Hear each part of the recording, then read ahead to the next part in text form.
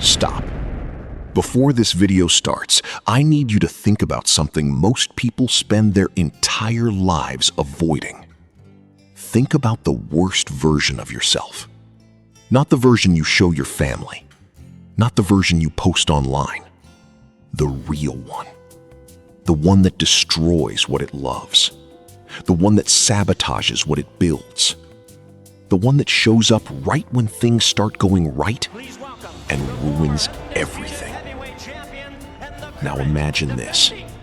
What if that version of you was also the most powerful version of you? That's not a theory. That's Mike Tyson. Mike Tyson! Tyson does not throw wild punches. Big left hook. Before this video ends, you're gonna realize something uncomfortable. That the monster inside Mike Tyson is the same monster inside you. It just learned how to hide better. And here's the truth nobody told you.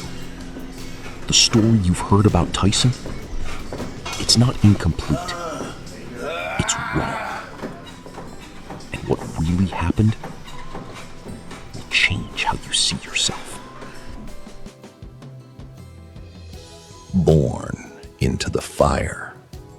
Brownsville, Brooklyn, 1966.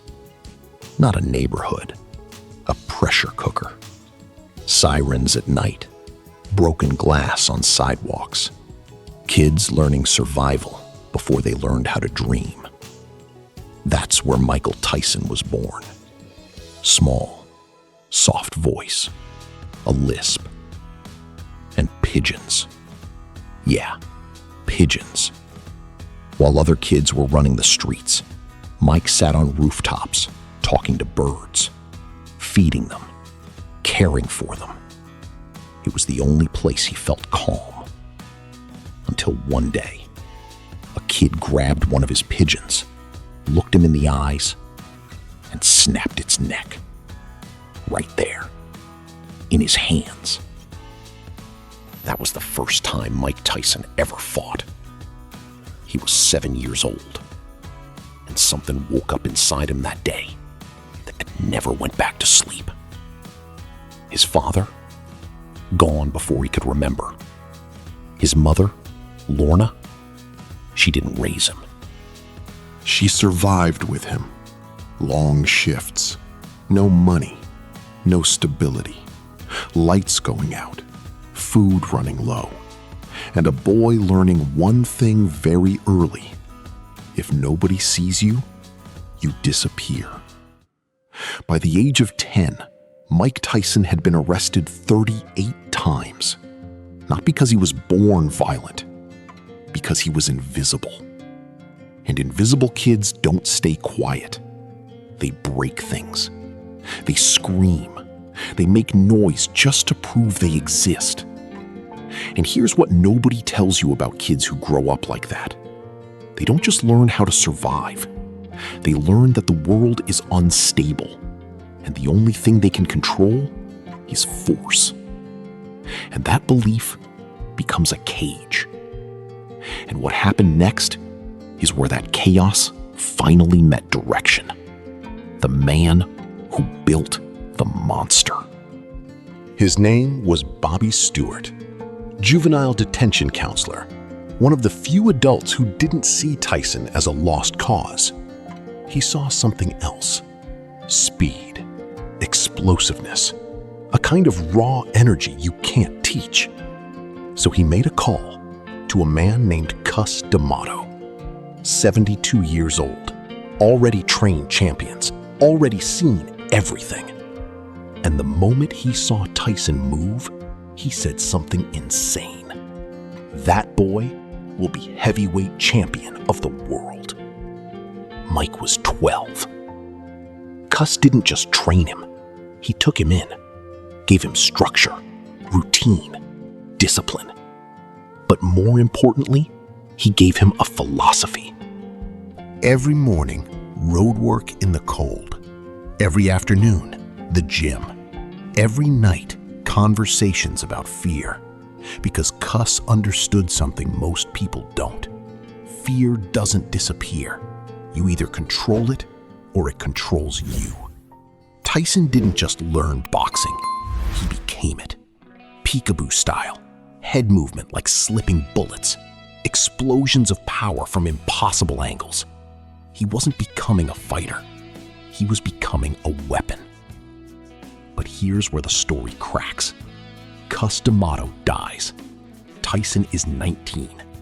And just like that, the only man who understood both the fighter and the broken kid behind him was gone. The youngest king. No replacement, no structure, no anchor. Just power without guidance. And power without control always finds a way to destroy something. November 22nd, 1986. Las Vegas. The lights, the noise, the pressure. Across the ring, Trevor Berbick, heavyweight champion of the world. 2 rounds, that's all it took. Tyson explodes. Hooks, uppercuts, relentless pressure. Berbick falls, gets up, falls again. Legs gone, balance gone. Falls a 3rd time and can't get back up. At 20 years old, Mike Tyson becomes the youngest heavyweight champion in history. The world erupts, crowds screaming, cameras flashing. History made. And Tyson? He stands in the middle of the ring, looking around, and feels nothing. Empty. Because the one person he wanted there was gone. And then came the domination. Michael Spinks, 91 seconds. Larry Holmes, destroyed. Champions turned into highlights. Men who trained their whole lives, erased in minutes, sometimes seconds. Every room Tyson walked into, people felt it. Fear. Real fear. But here's the truth nobody saw. The most feared man on the planet was also the most afraid. And when fear lives inside power, it doesn't disappear. It grows. And what happened next is where everything started to break. The empire burns. At the peak of his power, Tyson marries Robin Givens. What should have been stability became chaos. Arguments, public tension, emotional pressure. Then divorce. Then Don King. Don King didn't just manage Tyson. He studied him, learned where he was vulnerable, and pushed every button for profit. Cus's system? Gone. Trusted trainers? Gone. Structure? Gone. Replaced by yes men, parties, distractions disguised as rewards. And here's the dangerous part. Tyson didn't resist it. Because when you grow up in chaos, peace feels unfamiliar. Chaos feels like home. February 11th, 1990. Tokyo. Tyson versus Buster Douglas. 42-1 underdog. Nobody gave Douglas a chance. Not even Tyson. No discipline, no focus, no preparation. And in round 10, it happens. Tyson falls, knocked out, for the first time in his career. The invincible man wasn't invincible. He was just untested. And now, everything starts collapsing. The darkest night. July 19, 1991. Indianapolis. Desiree, Washington. The accusation, the trial, the conviction. And then, silence. Because everything that came before stops mattering. Mike Tyson is sentenced to 6 years in prison. The most feared man on the planet, locked in a cell. No cameras, no crowds, no fear in other people's eyes, just walls and himself. And here's what most people get wrong. They think prison was the punishment. It wasn't. The punishment was stillness. For the first time in his life, Mike Tyson couldn't run. Not into violence, not into money, not into fame. Just silence. And in that silence, something dangerous happened. He started thinking. Books. Hundreds of them. Then, thousands. History. War. Power. Philosophy. He read about kings, conquerors, men who built empires, and men who destroyed themselves. Because for the first time, he wasn't studying opponents.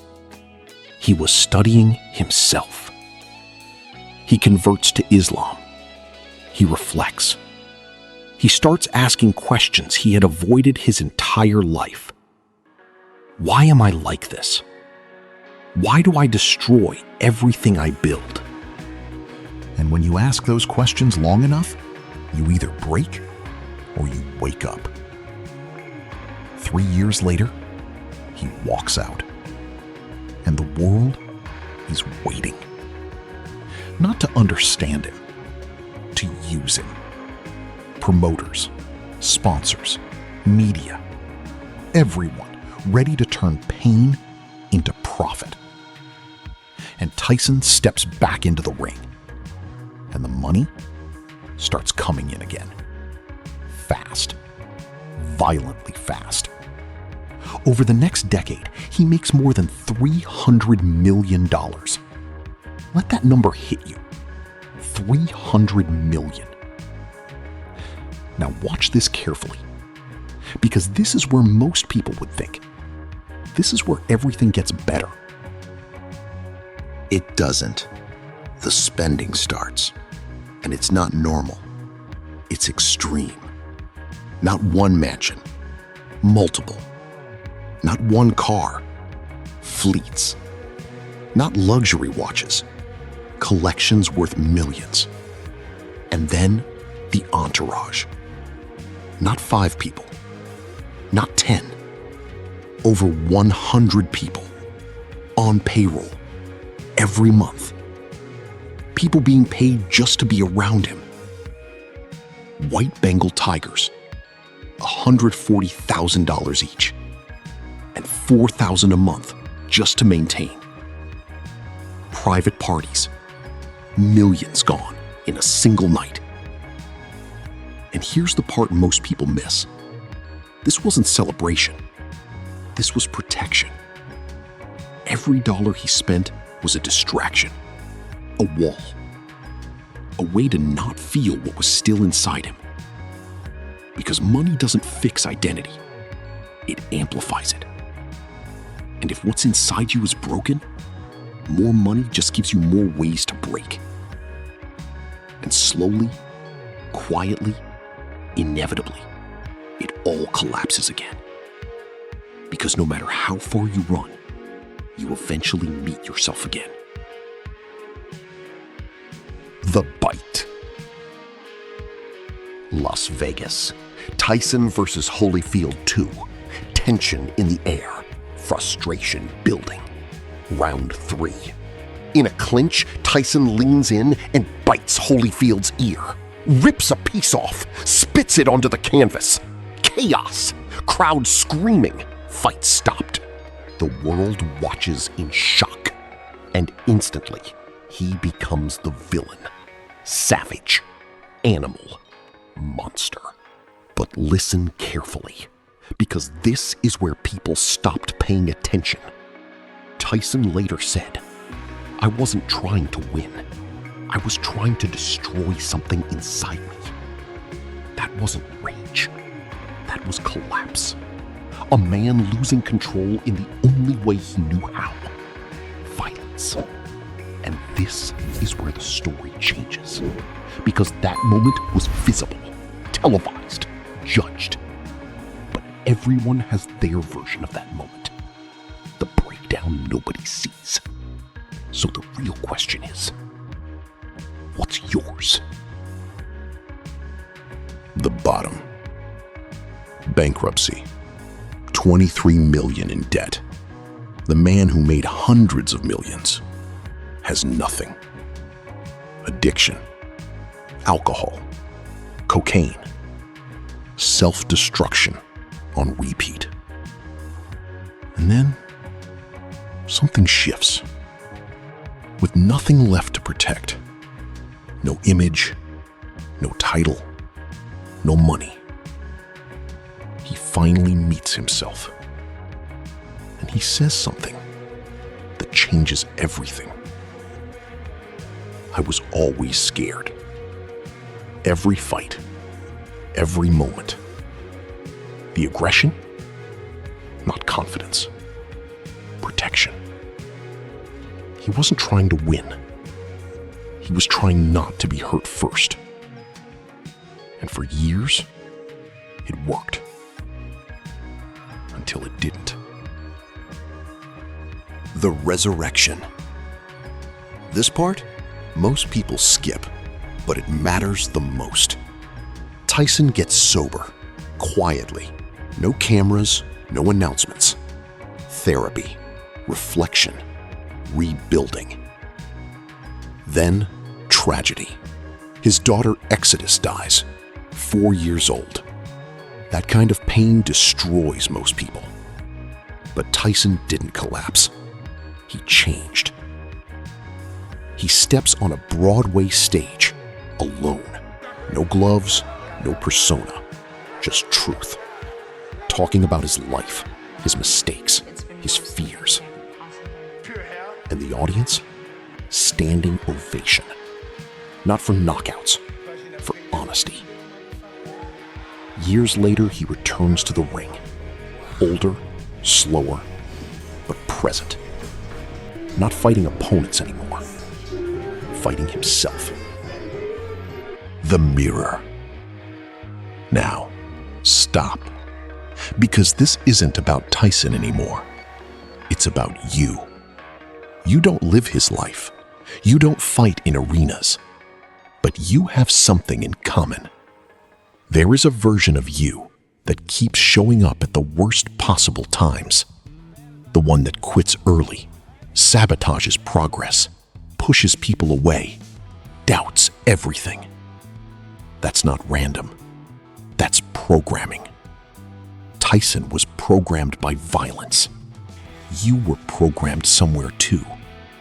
A moment, a person, a failure, a belief you never questioned again. And ever since, that version of you has been making decisions. So here's the real question. Where are you fighting that battle? Because you are. Every single day. Mike Tyson was never a monster. He was a kid who needed safety and found power instead. Needed love and found fear. And none of it worked. Not the belts, not the money, not the fame. What worked was the hardest thing possible. Facing himself. No running, no hiding, no excuses. And choosing every day to become someone he could live with. The greatest fight of his life was never in a ring. It was inside. And he won. Not perfectly, but enough. And so can you. If you're still here, this isn't an accident. This means something. Most people clicked this video and left. You didn't. So don't ignore this moment. Comment one thing. Just one. Something you've been avoiding. Something you know is there, but you don't want to face. No explanation. No story. Just name it. Because the moment you name it, you stop running. And that's where everything changes. A version of yourself you know is there. You don't need to explain it. Just name it. Because the moment you name it, you take power back. The fight isn't in the ring. It never was. It's inside you. And it starts the moment you stop pretending it doesn't exist.